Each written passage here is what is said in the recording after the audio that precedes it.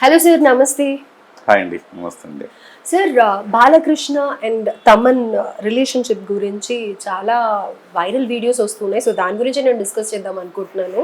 బాలకృష్ణ గారు ఒక special gift ఇచ్చారు తమన్కి, పాష్ కార్ అని చెప్పేసి విన్నాం. That is something around 1.5 crore అలా ఉంటుంది అని చెప్పేసి.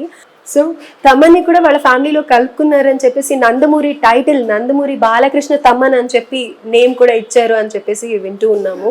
సో దీని గురించి ఏమంటారు సార్? అది సబబే, ఆయనకి నందమూరి తమన్ అని ఆయన ట్రోల్ చేస్తా ఉన్నారు. తమన్ ఇంటి పేరు నందమూరిగా మారిపోయింది అంటున్నారు. అది సబబే. అంటే సబబే ఎందుకంటానంటే వరుసగా 4 పెద్ద హిట్లు ఇచ్చాడండి. అఖండ సినిమా, వీరసింహారెడ్డి, తర్వాత భగవంత్ కేసరి, ఇప్పుడు ఢాకు మహారాజ్. అద్భుతమైన మ్యూజిక్ ఇచ్చాడు. అద్భుతమైన మ్యూజిక్ అనాలా, లేకపోతే అందులో ఆ మూవీస్ లో ఎలా అయితే ఫైట్స్ ఇవన్నీ ఉంటాయో దానికి తగ్గట్టు ఆ బీజిఎంస్ కానీ సౌండ్స్ అంటే అసలు తమన్కి ఇండస్ట్రీలో ఒక పెద్ద పేరు ఏంటంటే ఎవరు వాడనన్ని ఇన్స్ట్రుమెంట్స్ తమన్ వాడతాడని. ఇతర దేశాల నుంచి కూడా ఇన్స్ట్రుమెంట్స్ తెప్పిస్తాడు. సో ఈ ప్లే అంటే ఇన్స్ట్రుమెంట్స్ వాయించే వాళ్ళని ఇతర దేశాల నుంచి హైర్ చేసుకుంటాడు.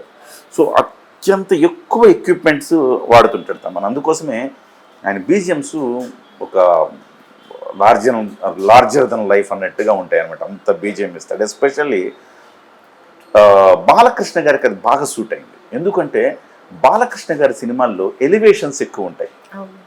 బాలకృష్ణ గారి ఎంట్రీ కానీ, ఫైట్స్ కానీ, ఇవన్నీ ఆ డైలాగ్స్ చెప్పేటప్పుడు కానీ ఇవన్నీ కూడా ఆయనకి ఒక ఎలివేషన్ సీన్స్ ఎక్కువ ఉంటాయి బాలకృష్ణ గారికి.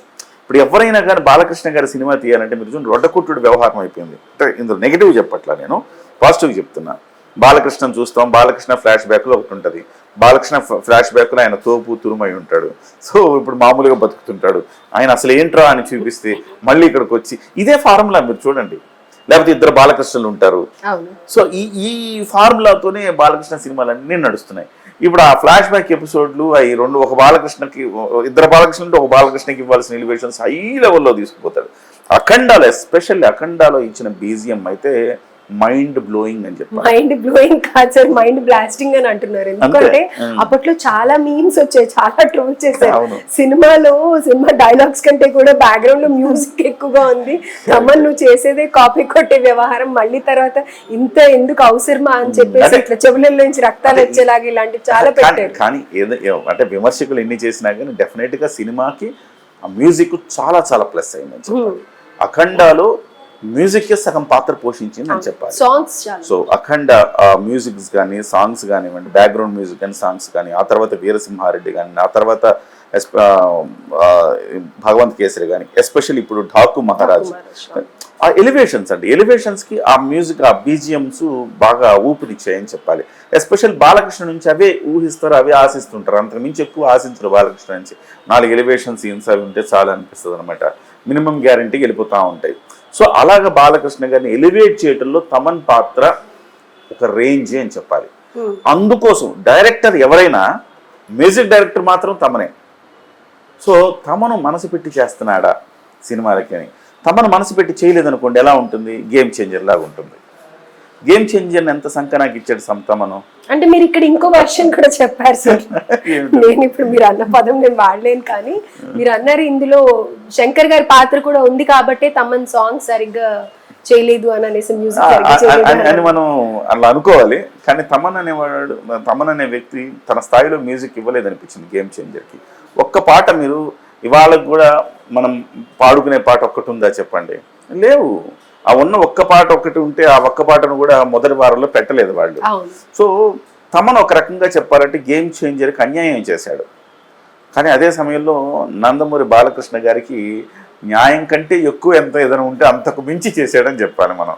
సో కాబట్టి ఆ ప్రేమ అనురాగంతో ఆయన 2 కోట్ల రూపాయలు విలువైన కారు ఇచ్చాడు. అవే కాదు, బాలకృష్ణ గారు నిర్వహించే బసవతారకం క్యాన్సర్ హాస్పిటల్కి సంబంధించిన ట్రస్ట్కి విరాళాలు సేకరించే కార్యక్రమం ఒకటి చేస్తూ ఉన్నారు. ఆ కార్యక్రమానికి సంబంధించి కూడా తమనే ఒక మ్యూజికల్ కన్సర్ట్ ఏర్పాటు చేస్తూ ఉన్నాడు. సో ఇలాగ ఆ ఫ్యామిలీతో మమేకమై తమను కేవలం సినిమాలే కాకుండా ఇతర సామాజిక కార్యక్రమాల్లో కూడా తమను పాలు పంచుకోవటం, ఇవన్నీ చూసిన తర్వాత ఏంటంటే తమను కూడా ఒక ఎమోషనల్ అయ్యాడు. సినిమా ఫంక్షన్లో సక్సెస్ మీట్లో ఒక ఎమోషనల్ అయ్యాడు. ఒక తండ్రిలాగా నాకు దీవిస్తాడు నన్ను, ఎప్పుడు చూసినా నాకు ఆశీర్వచనాలు ఇస్తూ ఉంటారు బాలకృష్ణ గారు అని తను కూడా ఒక ఎమోషనల్ ఫీల్ అయ్యాడు. వాళ్ళిద్దరి మధ్య ఒక మంచి బాండింగ్ ఉందని మనం భావించాలి. ఆ బాండింగ్ ఎంత అంటే కేవలం తమన్ నుంచి మాత్రమే కాదు, అది తిరిగి ఇచ్చేలాగా బాలకృష్ణ నుంచి కూడా బాండింగ్ ఉంది అని మనం ఇవాళ చూస్తున్నాం. తమను తన మ్యూజిక్స్ ద్వారా తన శక్తికి మించి మ్యూజిక్స్ ఇచ్చి ఏ రకంగా అయితే హెల్ప్ చేశాడు తన సినిమాలకు, దానికి కృతజ్ఞతగా ప్రేమతో ఒక కానుక ఇవాళ ఇచ్చాడు. నిజం చెప్పాలంటే చాలామందికి ఈ విషయంలో బాధేస్తుంది ఏంటంటే, నువ్వు బాలకృష్ణ గారికి అద్భుతమైన మ్యూజిక్ ఇవ్వండి పర్లేదు, కానీ ఇలా మరి గేమ్ చేంజర్ సినిమాలు లాంటి వాటిని కాల్ చేయొద్దు కదా తమన్ గారు అని ట్రోల్స్ అవుతా ఉన్నాయి చాలా చోట్ల. నిజంగా తమన్ ఒక మైనస్ అని చెప్పాలి గేమ్ చేంజర్కి. బాలకృష్ణ సినిమాలకి ఎంత ప్లస్ అయ్యాడో గేమ్ చేంజర్ సినిమాకి అంత మైనస్ కూడా తమన్ అని మనం చెప్పుకోవాలి. ఏదేమైనా బాలకృష్ణ గారు సెకండ్ ఇన్నింగ్స్లో బాలకృష్ణ గారి వ్యక్తిత్వం వికసిస్తోంది అని చెప్పాలి మనం. ఎలా అంటే బాలకృష్ణ గారిని మనం అన్స్టాపబుల్ ముందుకు చూసిన బాలకృష్ణ వేరు, అన్స్టాపబుల్ తర్వాత చూస్తున్న బాలకృష్ణ వేరు. అన్స్టాపబుల్ తర్వాత బాలకృష్ణలోని ఒక హ్యూమన్ యాంగిల్ కనబడతా ఉంది. ఇవాళ చాలామందితో ఆయన స్నేహ సంబంధాలు, ఆ సౌరభాలు కనపడతా ఉన్నాయి, వికసిస్తూ ఉన్నాయి. సో అప్కమింగ్ హీరోలతో ఆయన ఉండే వ్యవహార శైలి, ఫ్రెండ్లీగా ఎంత ఫ్రెండ్లీగా ఉంటున్నారు, ఇవన్నీ ఒకసారి చూసిన తర్వాత బాలకృష్ణ దబిడిదిబిడే కాదు, కాస్త హృదయంతో కూడా ఇవాళ ఉన్నాడేమో అనిపిస్తుంది అనమాట.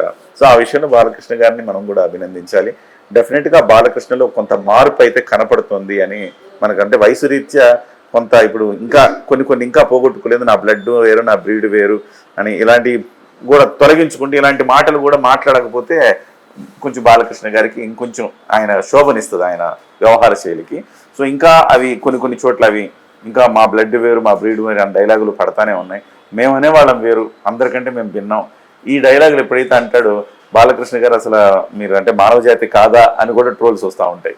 కాబట్టి బాలకృష్ణ గారు ఆల్మోస్ట్ చాలా వరకు చేంజ్ అయ్యారు. అన్స్టాపబుల్ తర్వాత బాలకృష్ణ గారు తీరు చూస్తే చాలా ఆకట్టుకునేలాగా ఉందని చెప్పాలి. బాలయ్య మంచి మనసు ఉంది, బాలయ్యకి కోపమే కాదు మనసు కూడా ఉంది అని నిరూపించుకుంటున్నారు. ఇవాళ తమనికి ఆ రకంగా ఇవ్వటం అనేది సబబు సముచితం కూడా. వాళ్ళిద్దరి మధ్య ఆ బాండింగ్ ఉంది. డెఫినెట్గా బాలకృష్ణ గారికి చేసిన సహాయానికి అంటే ఆ మ్యూజిక్ ద్వారా, మ్యూజిక్ అందరూ చేస్తారు కానీ మనసు పెట్టి ప్రాణం పెట్టి మ్యూజిక్ చేశాడేమో బాలకృష్ణ గారికి మాత్రం అని అనిపిస్తుంది. దానికి కృతజ్ఞతగా ఆయన ఇవ్వడం అనేది అది సముచితం, సమంజసమే. అండ్ ఇక్కడ ఒకటి నేను యాడ్ చేయాలనుకుంటున్నాను, తమన్ మీద ఎప్పుడు కూడా కాపీ చేస్తాడు, ఎక్కడి నుంచో ట్యూన్స్ తెస్తాడు అన్న పేరు ఉంది కదా.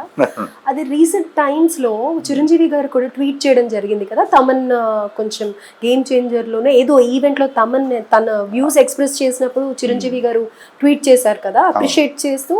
అండ్ ఇప్పుడు బాలకృష్ణ గారు కూడా ఇలా గిఫ్ట్ ఇవ్వడంతో జనాల్లో కూడా ఒక పాజిటివ్ ఒపీనియన్ వచ్చింది తమన్ పైన. అదర్వైజ్ కంప్లీట్ గా నెగటివ్ లోనే ఉంటారన్నమాట. ఇంతకుముందు కొన్ని కాపీ అనేసి ఆయన మీద ముద్ర ఉన్నమాట వాస్తవం. అది ఆయన దాకా వెళ్ళింది కదా.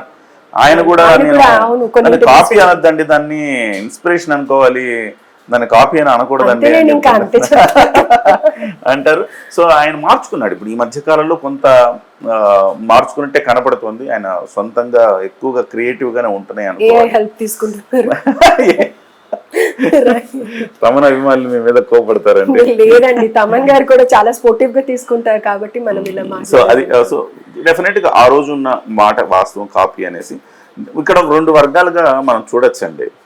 మెగా ఫ్యామిలీకి ప్రాణం పెట్టి మ్యూజిక్ చేసే మ్యూజిక్ డైరెక్టర్ దేవిశ్రీ ప్రసాద్, నందమూరి కుటుంబానికి ప్రాణం పెట్టి చేసే డైరెక్టర్ తమన్.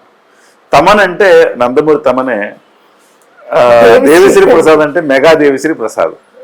ఇది ఒక స్పష్టంగా ఒక రెండు వర్గాలుగా కనపడుతుంది ఇక్కడ. దేవిశ్రీ ప్రసాద్ ఏమో ఎక్కువగా చూడండి పుష్పకి ఎట్లా ఇచ్చాడు మ్యూజిక్. ఈవెన్ దో అంటే మెగా ఫ్యామిలీ అల్లు ఫ్యామిలీ అనేది పక్కన పెడితే, మెగా ఫ్యామిలీ కిందనే మొన్నటి వరకు అల్లు ఫ్యామిలీ కూడా మెగా ఫ్యామిలీ గొడుగు కిందనే ఉంది కదా. ఇవాళ వాళ్ళు స్వతంత్రంగా ఎదగాలనుకున్నా కానీ అదే గొడుగున ఉన్నది, అదే ఛత్రం కింద ఉంది. సో ఆ రకంగా చూస్తే దేవిశ్రీ ప్రసాద్ ఎక్కువ బ్యూటిఫుల్ మ్యూజిక్స్ ఇచ్చాడు. చిరంజీవి గారికి కానీ రామ్ చరణ్ గారు, రంగస్థలం రామ్ చరణ్ గారికి ఎట్లాంటి పాటలు ఇచ్చాడు చూడండి. ఇవాళ పుష్పకి ఎట్లాంటి పాటలు ఇచ్చాడు. డెఫినెట్గా ఒక సందర్భంలో చిరంజీవి గారు ఇట్లానే చాలా విలువైన వాచ్ స్టేజ్ మీద నుంచి వాచ్ తీసి ఫస్ట్ మెగా దేవిశ్రీ ప్రసాద్కి వాచ్ గిఫ్ట్కి ఇచ్చాడు. ఎప్పుడో చెప్పుకుంటుంటాడు దేవిశ్రీ ప్రసాద్. నాకు చిరంజీవి గారు వాచ్ బహుమతిగా ఇచ్చాడని చెప్పి, చాలా కాస్ట్లీ వాచ్ అది కూడా. సో ఆ రకంగా చిరంజీవి గారు దేవిశ్రీ ప్రసాద్కి గిఫ్ట్ ఇచ్చాడు అప్పట్లో, ఇవాళ తమన్కి బాలకృష్ణ గిఫ్ట్ ఇచ్చాడు. రైట్. కానీ లాస్ట్లో నేను ఒకటి చెప్పాలి, ఇందాక తమన్ గురించి నేను చెప్పినవి సోషల్ మీడియాలో వైరల్ అయ్యేవి తప్ప నా ఓన్గా చెప్పింది కాదు. బికాస్ మీకు కూడా తెలుసు నేను అసలు సినిమాలే చూడు. రైట్. సో మళ్ళీ నన్ను కమెంట్ చేస్తాను. ప్రేక్షకులు అర్థం చేసుకుంటారు. రైట్.